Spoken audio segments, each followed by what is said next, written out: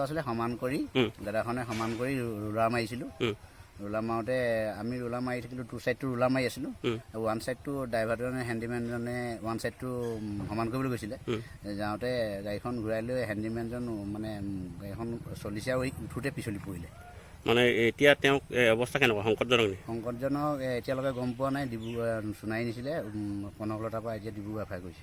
আজি কাম বন্ধ হৈ আছে নে আপোনালোকৰ? কাম আছে তেতিয়াৰ পৰা এক্সিডেণ্টটো হোৱাৰ পৰা আমাৰ মানুহবিলাক মেডিকেল গ'ল যে এতিয়া বন্ধ আছে।